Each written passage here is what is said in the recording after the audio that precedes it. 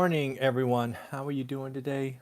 Wednesday, June 3rd, and I think today's going to be nothing but good news, kind of the economic or financial news of the day. Again, everything I found except a couple of little twists is positive news, and we need to enjoy this day. It's been quite a while since a day has been this dominated by good news. And you have to start with the ADP report, which came in much lower than expected. Came in at 2.76 million. Yes, a horrible number, no doubt. That was for May. But the expectations was for 8.75 million. Just to remind you, April was 19.6 million. So again, way down. That's an 85% drop. A couple of things about the ADP report, because again, we're going into Friday's report, which is the one that will be market moving. ADP comes out a little earlier in the week traditionally. It has a history of being dead on or wildly off.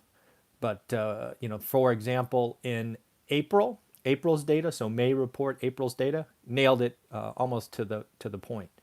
I have seen historical representations where ADP report was off and off substantially, frankly.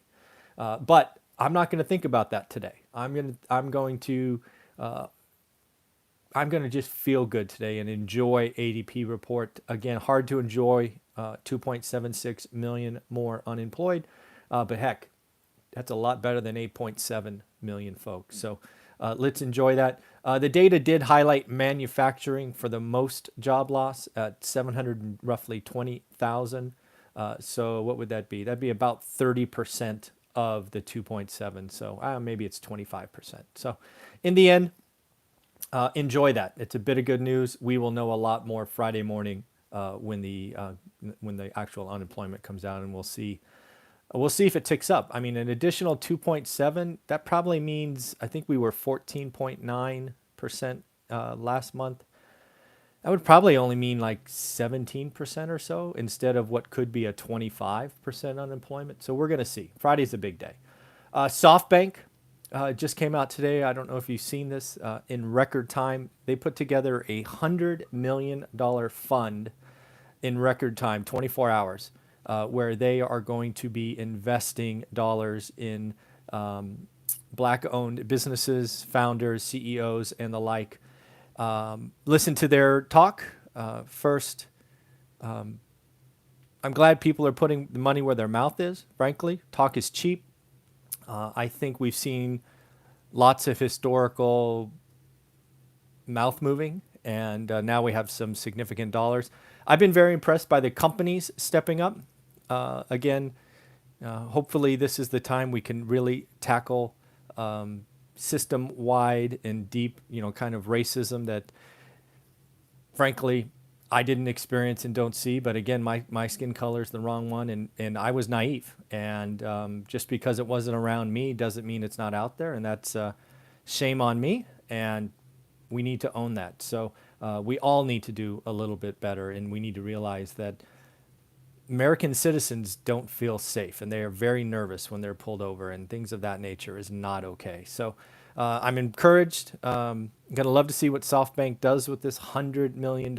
It was nice to see they pulled it together in a record 24 hours. That's putting your money where your mouth is, and I respect that. Enough talking was the quote that they had. So good for them. I hope others step up, and I'm working on something myself in my own little way, which I hope to be talking about in the next few days, if not weeks, once it kind of cements. Next up, looks like the rigmarole with China is only going to get worse. We're kind of on that trend. Both countries are kind of poking each other in the eye. Looks like Department of Transportation just stopped Chinese aircraft from flying into the U.S. No American-based aircraft have been able to do that since the pandemic, but there were still about 30 or 35 flights originating in China via Chinese airlines that were still coming. And it looks like they are going to put a halt to that on June 6th. Fair enough that China started it, frankly, and this is our reaction. So the U.S. and China relationship probably has never been worse. Certainly not worse in my memory. And frankly, it's going to get worse. So buckle up. It's going to be a bunch of tit for tat going on. Another great news, surprising news. I can't believe it. I had to check the data twice. Mortgage applications to purchase homes up 5% week on week, but get this, up 18% year on year. What? Are you kidding me? 18% year on year. I've done some simple math with you in the past where statistics can be manipulated when you do week on week numbers. But when you're doing year on year, 18%, hello. Now, some of you out there are going to say an application is nothing. Granted, right? Just because you have an app doesn't mean it's approved. Got it. But hey, that's a lot of applications. That's a lot. So again, what does this mean? We have to think about it. I do think this is the first time owner-occupant to move to the suburbs. We are going to see Class A apartments have record vacancies, rent deflation, because people are moving out. We're seeing more and more data from the Silicon Valley. We're seeing more and more data from New York. This move to suburbia, this move for space is out of this world. So most of the country will be net positive, but there will be some locations that are hurt, like San Francisco, New York, and the like. But I saw this number and I'm like, that's a misprint. It has to be 1.8%, maybe. No, 18%. Pretty crazy. Yeah, just insane. Next up, Goldman Sachs. This is one you have to look at and realize it's good news. Goldman Sachs is shorting the dollar. Yeah, they have begun shorting the dollar. And again, this is good news because we work in a world economy. What we have seen the last 10 to 12 weeks is when everybody gets nervous, they kind of go to the dollar. It's the safe haven asset. It's a crowded trade. So Goldman is getting out early, shorting the dollar and moving into other riskier assets and riskier currencies. So again, I see that as a good sign because we have to have risk on versus risk off. When the dollar is strong like this, risk is off, right? You're like, I'm scared, leave the money in the bank. You know, it's like putting money in your mattress. Like, I'm not going to do anything. But when risk is on, you get out of the safest asset and you move forward. So again, Goldman Sachs is telling us, they're telling us without telling us that they are going, things are better than I expected, right? And Goldman Sachs, they're no joke. So we're going to see what's going on. IPO went out this morning.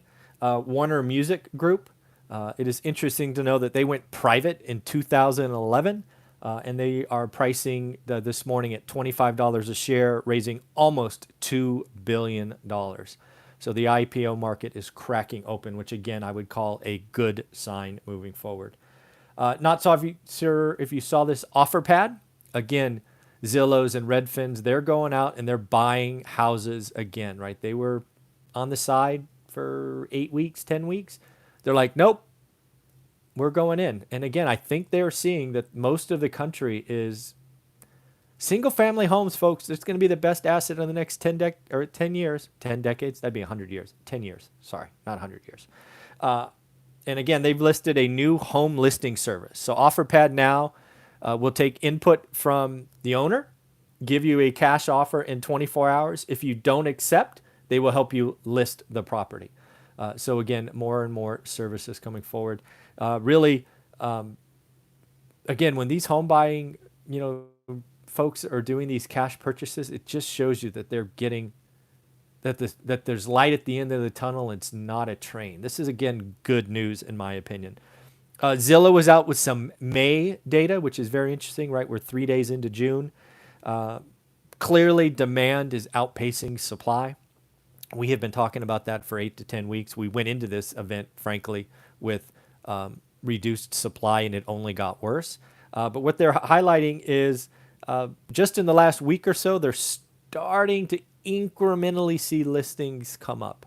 And they've actually done a big report. I'll try to find it again and link it in the description, talking about different cities and metros. But Listings are up week on week 7.2%. Again, that's in mass, so it's hard to really acknowledge that. But interestingly enough, prices. Now, this is list price. So again, the people that want to find the negative in the news, I get it. But list prices are up 3.5% month on month. Again, some of that has to do with lack of supply, no question. But again, lots of good stuff going on. Did see a report from the Congressional Budget Office talking about the lost decade in the U.S. And I read the report. I wasn't impressed. I think they're operating on legacy information. They didn't even include inflation. But really what they were talking about is over the next 10 years, we're going to see a loss of $3.6 trillion because of this health event. It seemed like a lot of, frankly, lazy math in incomplete assumptions. But the headline, America's Lost Decade, is going to get a lot of clicks. I read it, wasn't impressed. And again, they say almost in the first paragraph, it didn't assume inflation. Frankly, any report that doesn't talk about inflation over the next decade is not paying attention. There's trillions of dollars in the market today that weren't there 3 months ago. Frankly, it is one of the reasons the market is high, because money's got to go somewhere. And if you don't think this will ultimately goose inflation a year, 2, 3 years down the line, you're not paying attention, and that could be dangerous. One thing we do have to watch, if you remember, about almost 100 days ago, I think we were talking about Louis Vuitton buying Tiffany. You remember that acquisition? It was $135 a share. And if you actually remember the video I did, I was like, who the heck is LVMH? I had never heard of that company. It's obviously the parent of Louis Vuitton. But they are coming out to buy Tiffany for $135 a share. There's some news articles out today about that deal potentially going shaky. My guess is Louis Vuitton is looking to get a better price, right? That's my guess. They obviously have some loan covenants and things they could probably use to help break this up.